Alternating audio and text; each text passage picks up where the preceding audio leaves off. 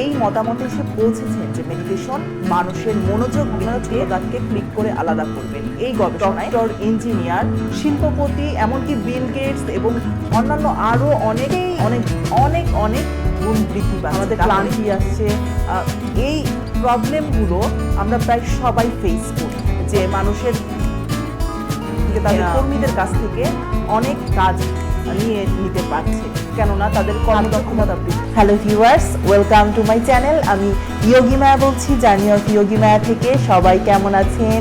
আশা করি যে যেখানে আছেন ভালো আছেন, সুস্থ আছেন। আজ বলুন তো আমি কি নিয়ে আলোচনা করব? আজকের আলোচনার বিষয়, মেডিটেশন কি মনোযোগ শক্তি বৃদ্ধি করে? হ্যাঁ, আজকে আমি এই বিষয়ে কিছু গুরুত্বপূর্ণ তথ্য আপনাদেরকে দিব এবং জানাবো কিভাবে মেডিটেশন আমাদের মনোযোগ শক্তিকে বৃদ্ধি করে। তাহলে চলুন শুরু করা যাক। মেডিটেশন একটি সায়েন্স। দীর্ঘ বছরের গবেষণার মাধ্যমে বিভিন্ন সময় বিভিন্ন ফলাফল প্রকাশিত হয়েছে, যার মধ্যে খুবই গুরুত্বপূর্ণ একটি বিষয় হচ্ছে মেডিটেশন মনোযোগ বৃদ্ধি করে। মেডিটেশনরত অবস্থায় এমআরআই মেশিনের মাধ্যমে গবেষণা করে প্রমাণ করা হয়েছে কিভাবে ব্রেনের সেলগুলো, ব্রেনের অ্যাক্টিভিটি, কার্যক্ষমতা কতটা বৃদ্ধি পায়। হার্ভার্ড ইউনিভার্সিটি, ক্যালিফোর্নিয়া ইউনিভার্সিটির বড় বড় গবেষকরা বিভিন্ন সময় বিভিন্ন গবেষণার মাধ্যমে এই মতামতে এসে পৌঁছেছেন যে মেডিটেশন মানুষের মনোযোগ বৃদ্ধিতে খুব নিখুঁতভাবে কাজ করে। তারা ৬০ জন স্বেচ্ছাসেবীর উপরে একটি গবেষণার মাধ্যমে দেখিয়েছেন যে তাদেরকে স্বেচ্ছাসেবীদেরকে বলা হয় যে আপনারা লম্বা এবং ছোট দাগগুলোকে ক্লিক করবেন। এক দলের কর্মীদেরকে বলা হয় যে আপনারা লম্বা দাগকে ক্লিক করে আলাদা করবেন, আর আরেক দলকে বলা হয় আপনারা ছোট দাগকে ক্লিক করে আলাদা করবেন। এই গবেষণায় এক দল থাকে যারা মেডিটেশন চর্চা করেন রেগুলার এবং আরেক দল থাকে যারা মেডিটেশন চর্চা করেন না। তো দেখা গিয়েছে যারা মেডিটেশন চর্চা করেন তারা খুব নিখুঁতভাবে এবং ধৈর্য নিয়ে ওই লম্বা লম্বা দাগগুলোকে তারা ক্লিক করে আলাদা করেছেন, কিন্তু যারা মেডিটেশন করেন না তাদেরকে দেখা গিয়েছে যে তাদের মাঝে এই একঘেয়েমি কাজের প্রতি বিরক্তি ভাব এসেছে এবং তারা সঠিকভাবে সেই দাগগুলোকে নির্ধারণ করতে পারছেন না। এছাড়াও আরো অসংখ্য গবেষণায় প্রমাণিত হয়েছে যে মেডিটেশন মানুষের মনোযোগ শক্তি বৃদ্ধি করতে সাহায্য করে।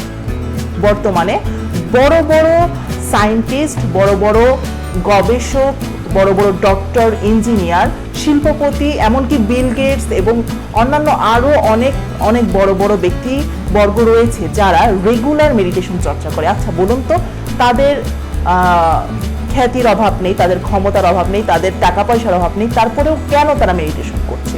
কারণ তারা চান তাদের ব্রেনের কার্যক্ষমতা অধিক বৃদ্ধি পায়। তারা চান তারা যাতে তাদের প্রত্যেকটি কাজকে খুব সুন্দরভাবে সম্পাদন করতে পারে।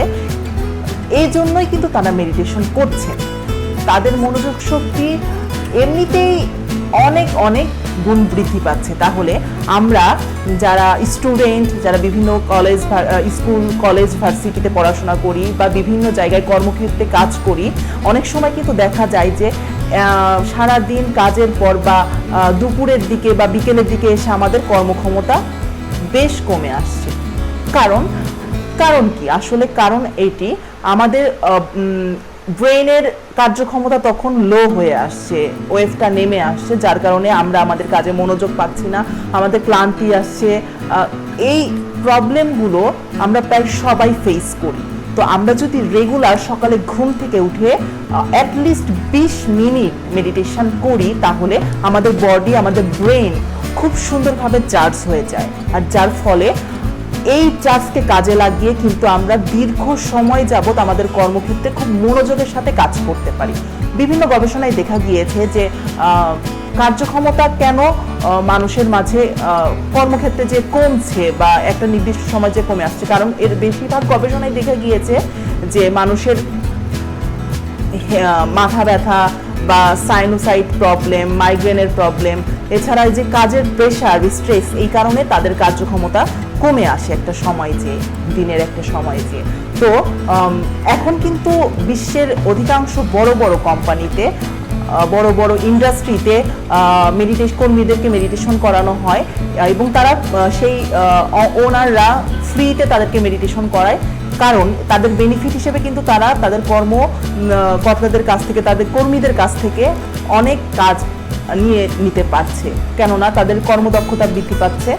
তো আমরা যারা বিভিন্ন জায়গায় কর্মরত রয়েছি বা যারা জীবনে সফল হতে চাই, নিজেদের লক্ষ্যের সাথে এগিয়ে যেতে চাই, যারা স্টুডেন্ট বা যারা অনেক বড় বড় ব্যবসা প্রতিষ্ঠানে আছেন, কাজকর্মরত আছেন, তাদের জন্য কিন্তু মেডিটেশন খুবই গুরুত্বপূর্ণ। বর্তমানে বাংলাদেশে অসংখ্য মানুষ মেডিটেশন করে।